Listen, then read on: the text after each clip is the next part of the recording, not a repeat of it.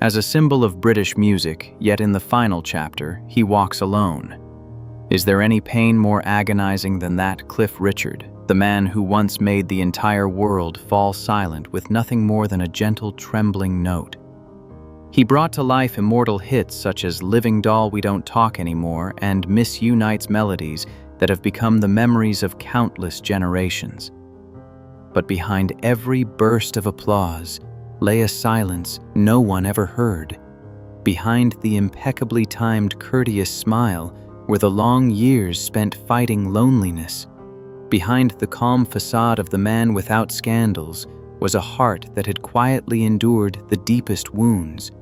The pressure of having to live like an untouchable monument, the unreasonable accusations, and being turned into the biggest victim of the British media, even being mocked publicly by people who insisted he must be gay.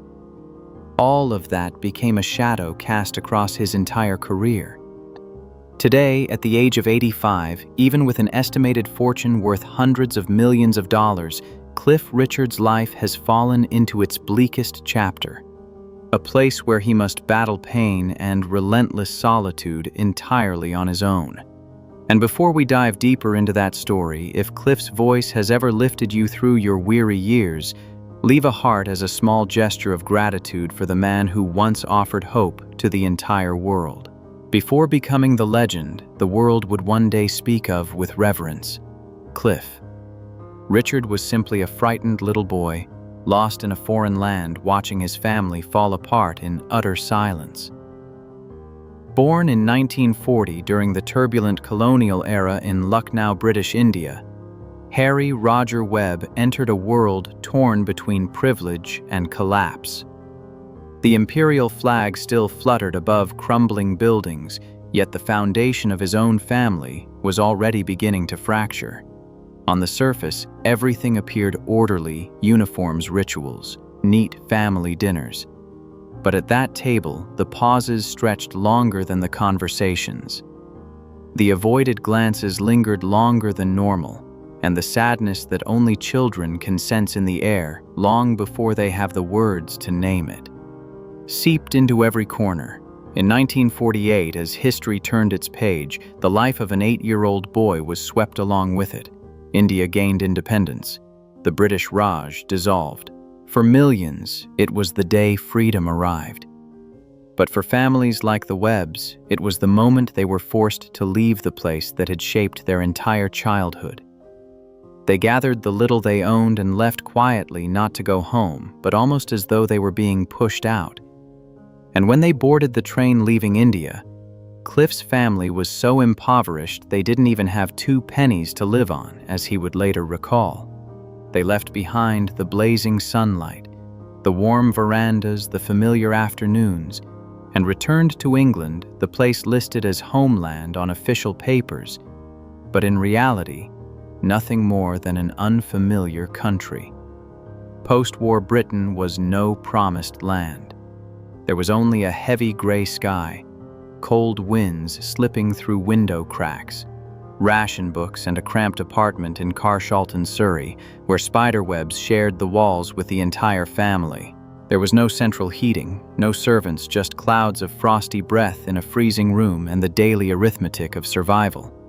At night, young Harry heard his mother crying softly in the kitchen. His father, once respected for his stable position in India, now returned home wearing a coat that smelled of rain and failure. The boy who once played freely in the sunlit yard in India, now curled beneath a thin blanket, slowly learning that sometimes a smile is how adults hide hunger, and silence is the gentlest thing they can offer each other in their suffering. Later, Harry would recall, "That was the first time I understood that growing up doesn't always come with light." His world shrank to damp walls, cold nights, and weary sighs. But somewhere inside, a small spark waited to be touched. That spark ignited the first time Harry heard American rock and roll. It wasn't just music, it was his breath. Elvis Presley, Buddy Holly, Little Richard. To him, they weren't singers, but secret doorways. In a tiny room where life felt too small for his dreams, their voices opened a window to someplace wider, brighter, freer. Suddenly, I knew what I had to do, Cliff said. I had to stand on a stage. I wanted other people to feel the power that music awakened inside me. But at school, Harry was nobody. Tall, lanky, shy, speaking so softly, people overlooked him. And university was an impossible dream. A factory job loomed at the end of the road. Only music kept whispering to him in a different way. He began playing with a few friends, sneaking into youth clubs and church halls anywhere that would let him stand in front of a microphone. One night, he borrowed his uncle's guitar. On another, he borrowed something even harder to obtain his mother's courage, her silent go-try in her eyes. At 17, Harry made the decision that would change everything. He was no longer Harry. He became Cliff Richard. Cliff, like a steadfast rock face the storms couldn't erode. Richard, a tribute to the explosive fire of Little Richard. It wasn't just a name for posters. It was armor he forged himself to protect the wounded child inside the boy who slept pressed against his siblings for warmth, carrying burdens that should have belonged to adults. Few people know that Move It was originally just a B-side, a rough track pushed aside for being too raw, too wild for British tastes of the time. But that very wildness changed his life. Jack Good, the man whose eyes could see past the dust of outdated music, happened to hear the demo. Within seconds of the opening guitar riff, he knew he had found what an entire generation of young people craved, but hadn't yet dared to voice. He demanded the A and B sides be switched, forced the label to get Move It on television, and in the moment, Cliff stood under the lights of Oh Boy. Shaking but determined, the music exploded like a charge through the protective walls of British culture. From a rough track nearly discarded, Move It shot to number 2 on the charts, becoming the first roar of British rock and roll. It was the song that pulled Cliff Richard out of the shadows of youth and hurled him into the spotlight, a spotlight he would never escape for the rest of his life. Overnight, Britain had a new face of rock and roll. People saw a polite young man with a gentle smile and bright eyes, but beneath that composed exterior was the boy shaped by hardships, the one who learned to carve strength from pain and to stay alive by sheer will. The road that brought him to the spotlight was never a fairy tale. It was the only lifeline he had left, the single thread he clung to between everything life had taken from him and everything he felt compelled to hold on to. From 1958 onward, Britain erupted in what newspapers called Cliff Fever. The screams of teenagers' records worn smooth from being played, too often sensational headlines trailing his every step, move. It was no longer just a debut. It became a cultural milestone hailed as the true starting point of British rock. Cliff followed it with what felt like an endless stream of hits, Living Doll, The Young Ones, Summer Holiday. These songs didn't merely pour into jukeboxes and cafes. They filled the emotional void of a post-war England, a country yearning for a melody that could make them believe tomorrow might be gentler than yesterday.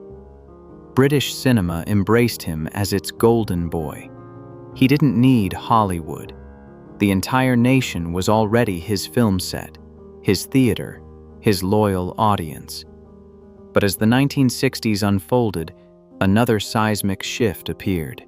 The Beatles exploded onto the global stage in 1964, sweeping away an entire generation of artists. Many of Cliff's contemporaries vanished from the charts as though they had never existed. Cliff, however, was different. In the very year the Beatles took over the world, he still had more top 10 hits than they did. Lennon and McCartney would later say that Cliff was the one who opened the door for them, the one who proved British rock and roll could truly stand shoulder to shoulder with the world.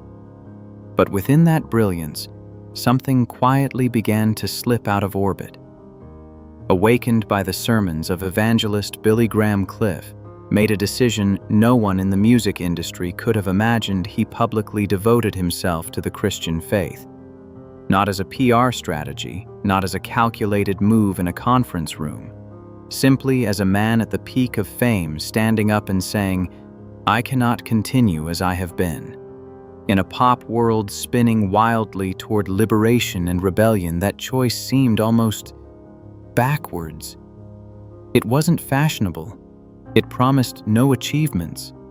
It touched something deeper, conscience. And the price arrived swiftly. Seats that had once been packed began to show empty spaces. Tour organizers called less frequently. Newspapers shifted from praise to tentative questions. Does the audience still need Cliff? There was a time when I felt I was no longer being healed, Cliff admitted. I didn't know who I was on stage or off. That was not the complaint of a frustrated star. It was the confession of a man staring into a mirror and no longer recognizing the person reflected there. Others would have let go. Cliff did not. In those exhausting years, he began peeling away the layers he had built to survive. Faith did not extinguish the fire inside him. It made that fire shine differently, more truthfully.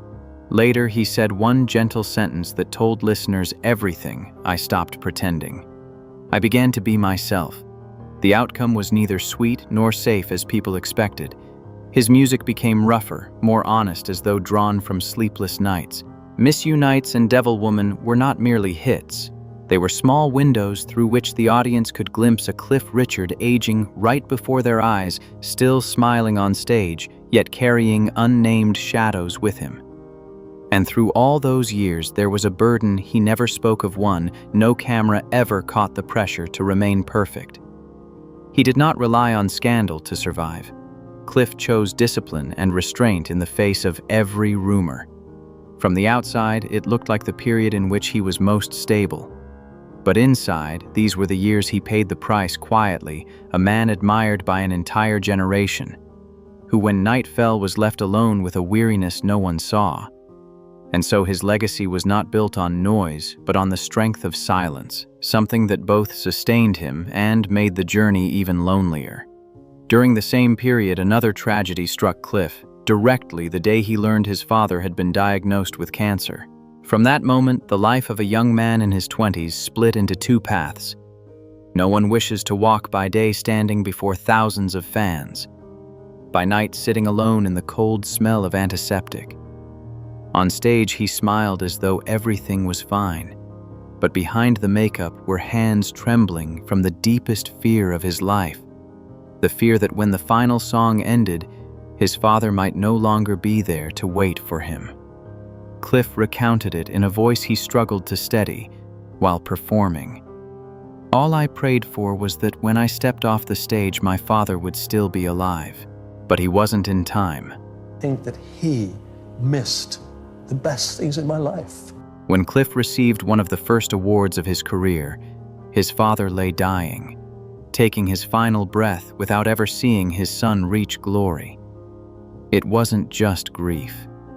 It was the blow that left Cliff burdened with guilt for years, a spiritual debt he knew he could never repay.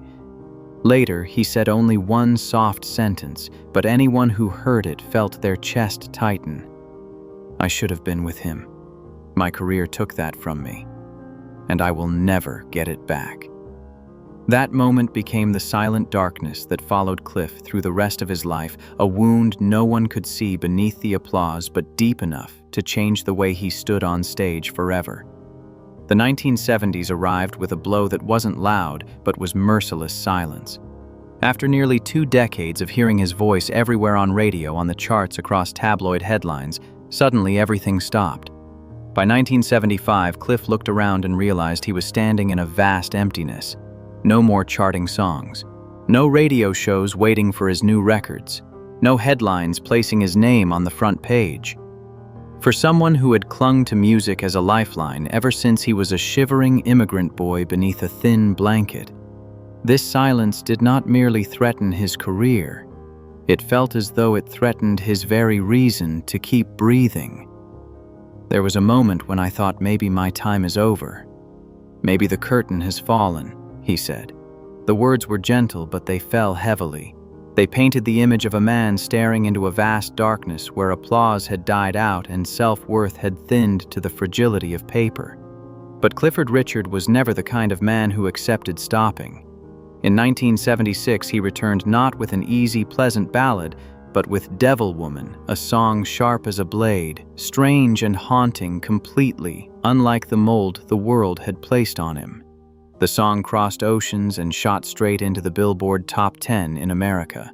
It was not only his first major breakthrough in the homeland of rock and roll, but also a quiet reminder he was still here. She's just a devil woman with evil on her mind. Beware the devil woman. Devil Woman, with its layered storytelling and its melody that was both seductive and unsettling, marked a clear transformation. Cliff did not repeat himself. He moved into a new musical territory more mature, deeper, and truer. Those who once dismissed him as a sugary pop artist were forced to reconsider. Even veterans like Elton John and Eric Clapton began speaking of him not with nostalgia, but with respect. Cliff did not cling to youth. He walked beyond it. The man who once sang for teenage audiences now carried in his voice the fatigue experience and cold sharpness of someone who had traveled too far in the light and had lived far too long in the shadows. By the late 70s and early 80s, he had not only returned, he had been reborn.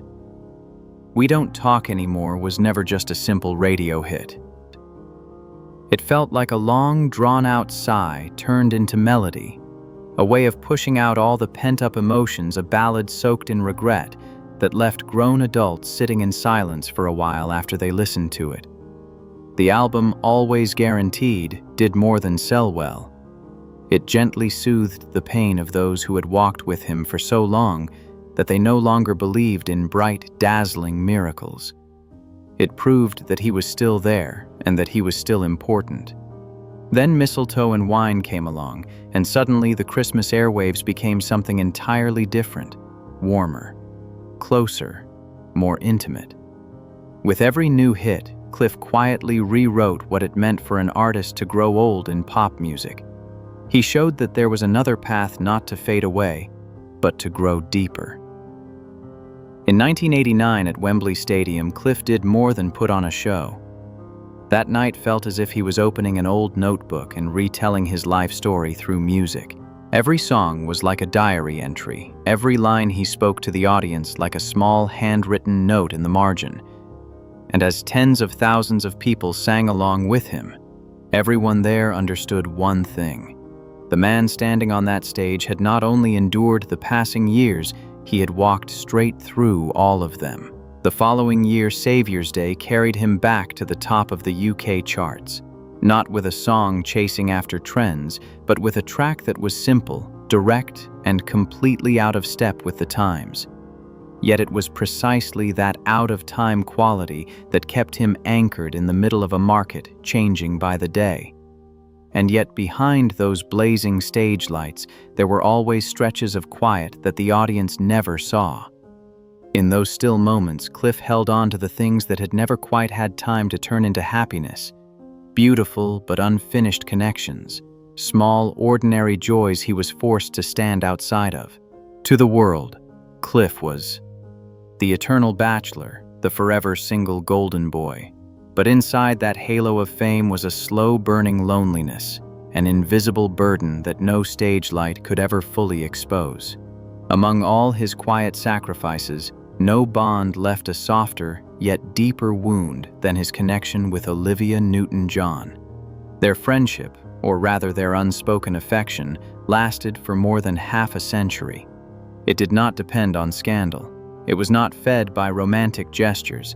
It was simply two souls recognizing each other in the brightness of the stage and in the darkness just behind the curtain. "I once loved her," Cliff admitted, but she was already engaged to someone else. Olivia married Bruce Welch, his close friend, his bandmate, the man Cliff trusted most. And yet Cliff did not step back or disappear. He stood beside Olivia on stage year after year, their voices blending together like a private language that no words could ever fully explain. By the time of their final duet in 2015, people began to realize this was no longer just a performance. It was a farewell, sung with breath, with memory, with all the things that had never quite been spoken aloud. In 2022, when Olivia passed away, Cliff did not write a long public statement. He did not cry in front of cameras. He simply whispered, "She didn't die. She just stopped living." A gentle sentence, but enough to break the heart of anyone who has ever loved someone quietly from the shadows. But Olivia was only one chapter in the long symphony of Cliff's unfinished loves. In 1961, Cliff wrote a 3-page letter to Australian dancer Delia Wicks, a letter that read like a confession of his youth.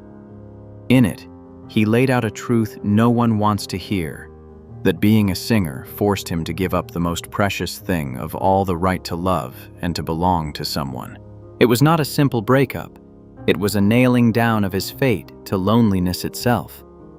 Fame demanded that he sacrifice family romance and all those ordinary mornings where two people wake up side by side as if it were the most natural thing in the world. Then, Jackie Irving appeared, the woman Cliff once called incredibly beautiful.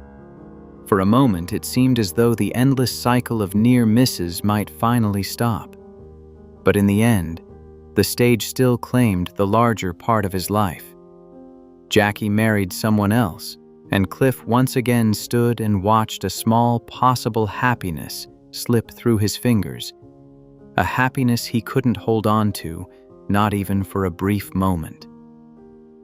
By the 1980s, hope flickered back to life when Cliff met tennis champion Sue Barker. The public saw them smile, saw how close they were, and for the first time truly believed that he might be about to find a safe harbor at last. Cliff even spoke openly about marriage. "If marriage comes, I will enjoy it." But later, he admitted a difficult truth.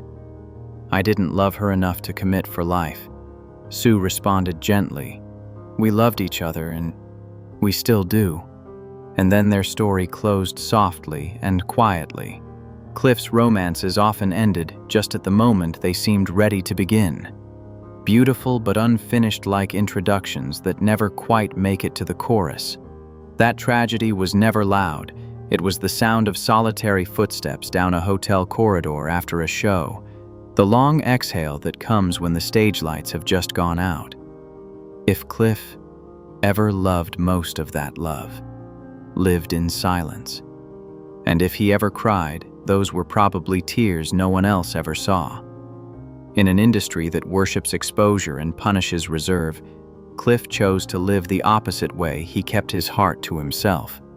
He never married, he never had children, and he never fully quenched the public's thirst to know more about him. And so when rumors about his sexuality swirled around him for decades, Cliff replied only once, "If I were gay, would it matter?" No denial, no admission, just a question. And with that question, he shut down decades of gossip with calm, not with anger. I've given up, for instance, I don't talk about my family. I certainly don't talk about my sexuality. Cliff chose a very different kind of resistance. Quiet resistance. While others spoke out to defend themselves or collapsed under pressure, he simply closed ranks, kept just enough distance, and behaved with his familiar composure. Because of that, the world knew less about him, but strangely, it respected him more. And among all the stories of loneliness that have walked alongside Cliff Richard's life, perhaps the gentlest and the easiest to misunderstand is the chapter written with John Macklin, the former priest he met in the early 2000s. There was no moment of vows, no grand declaration, just two people finding each other at a time when their lives had become too wide, too loud, and too empty. Macklin left the priesthood. Cliff was carrying the weight of almost half a century as an icon. Between them, companionship arrived like a small blessing. Long trips became less dull. Big houses became less cold, and the emptiness after each show no longer echoed quite so loudly. Cliff once said that he did not like living alone, and Macklin, with his calm and discretion, filled in those silent spaces that neither fame nor music could ever reach. From the outside, people watched and speculated endlessly, but Cliff never tried to explain.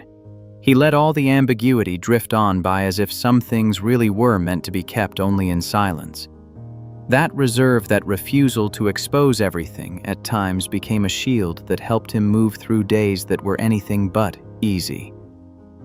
But life rarely allowed him to stand still for long. Just when the storms outside had begun to quiet, another kind of pain, deeper and far more merciless, came from the one woman who had always been by his side, Cliff's mother. Cliff Richard had always considered his mother the most steadfast anchor of his life. She was the place he returned to after every tour, every scandal, every long and exhausting night. But by the 1990s, darkness began to fall. His mother was diagnosed with Alzheimer's.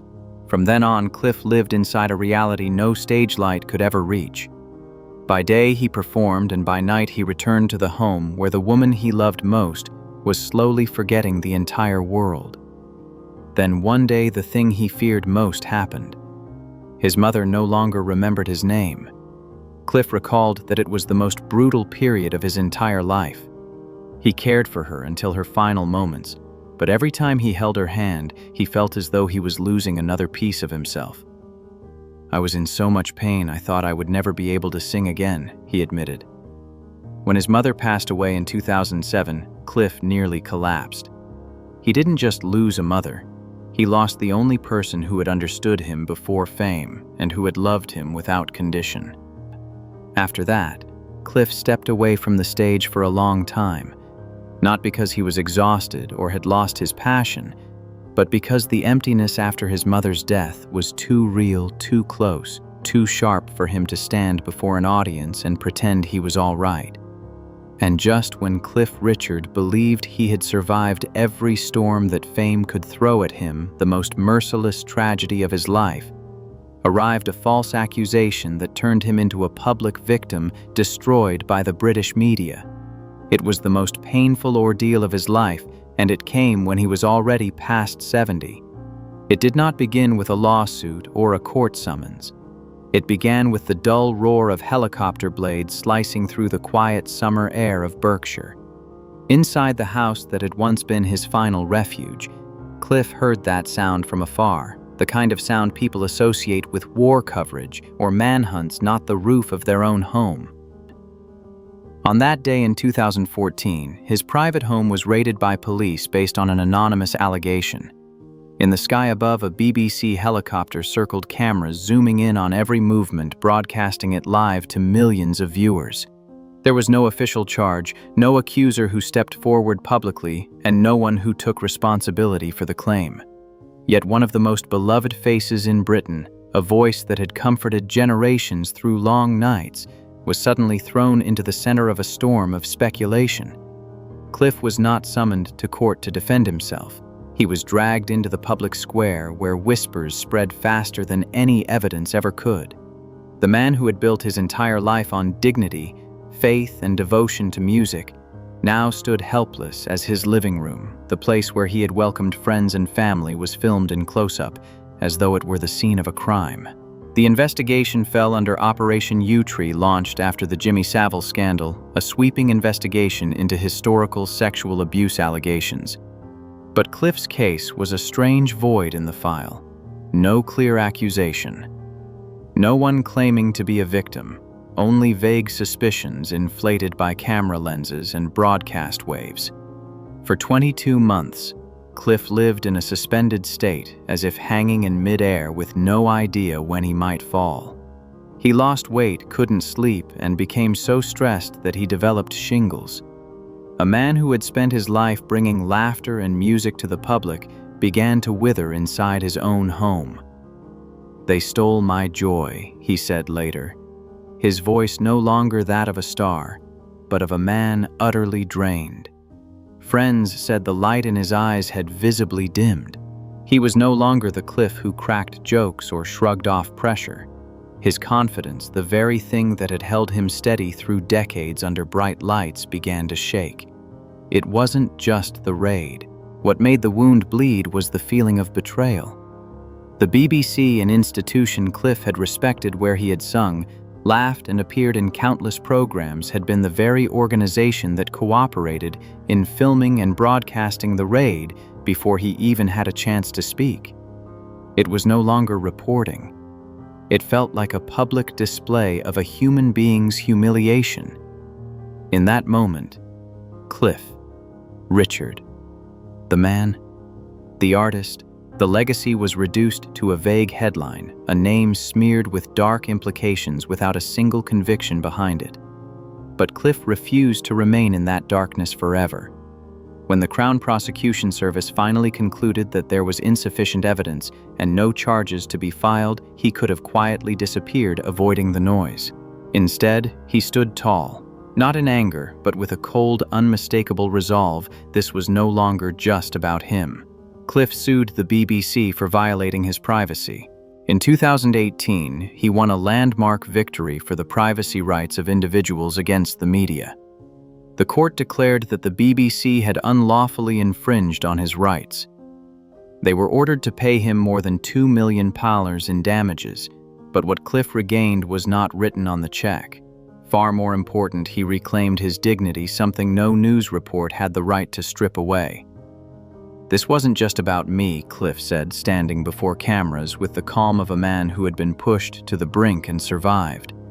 "It's about every person who could be judged by the media before the law has spoken." Even with that victory, the emotional scars did not vanish. Cliff admitted he had considered selling his homes and leaving England entirely, the very country that had once honored him as a national treasure, now a place where he no longer felt he belonged. "There were moments when I thought, I don't want to live here anymore," he said softly. But as with every dark chapter of his life, from the deepest pain emerged his strongest resilience. The ordeal turned him into a quiet voice for those falsely accused, for people condemned on the front page before they ever had the chance to speak. He returned to the studio. He stepped back onto the stage. And through it all, he carried the pain of betrayal with a strange gentleness, as if refusing to let it turn him into someone bitter. In later interviews, Cliff did not lash out. He reflected more than he blamed. "They tried to destroy me, but I was determined not to let them win." And he kept his word.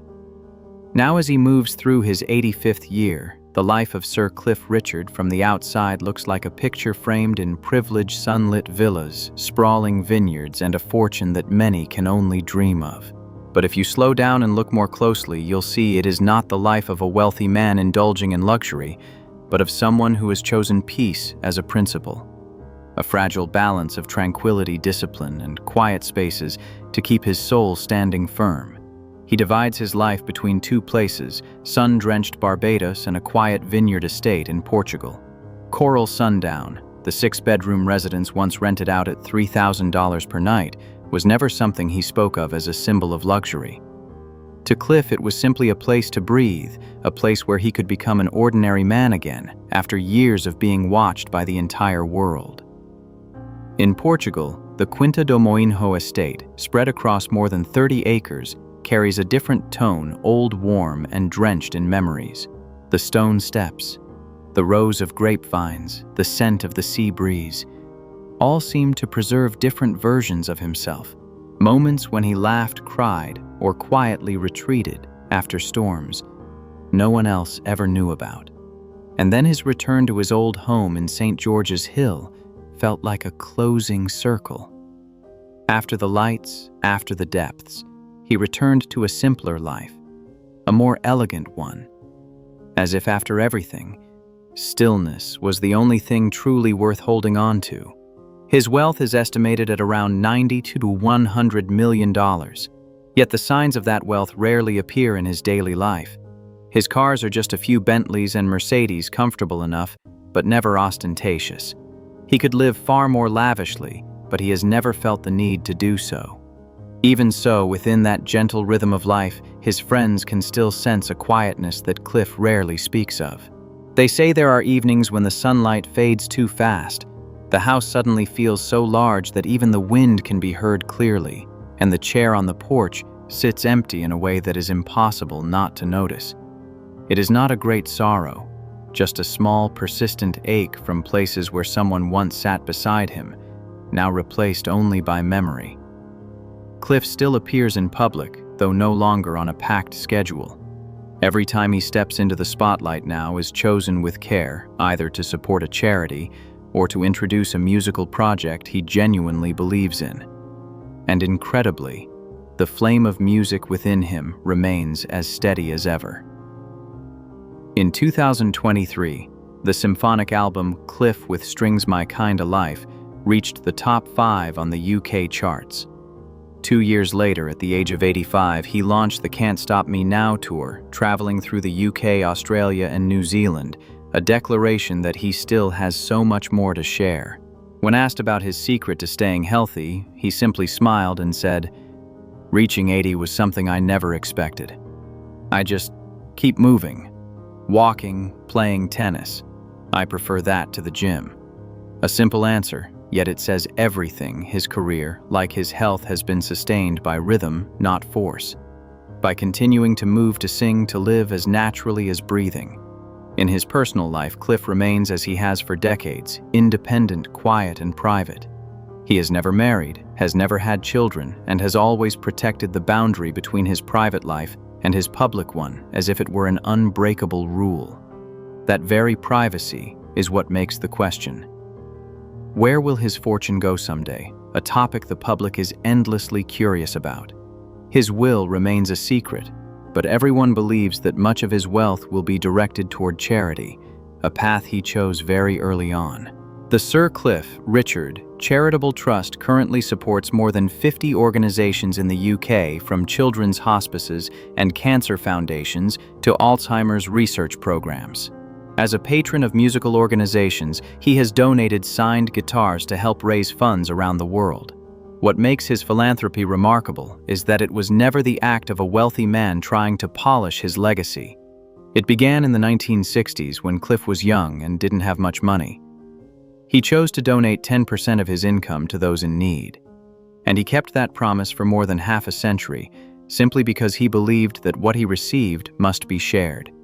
Cliff Richard's current life is not a retirement wrapped in luxury. It resembles a slow and mindful way of living, the life of a man who has survived many trials and still managed to hold on to his kindness. Cliff Richard's journey from a quiet childhood to the heights of pop music, then through the darkest sides of fame, has left behind a legacy that is both deeply inspiring and profoundly human. He is not only the voice of many generations, but also living proof of the ability to rise after things that should have broken him. Each tragedy that came to Cliff never made him shrink. It forced him to evolve, to grow, and to find a way of living that aligned more deeply with who he was. In him, rebirth is never loud. It comes from small, steady choices and a faith that has never dimmed.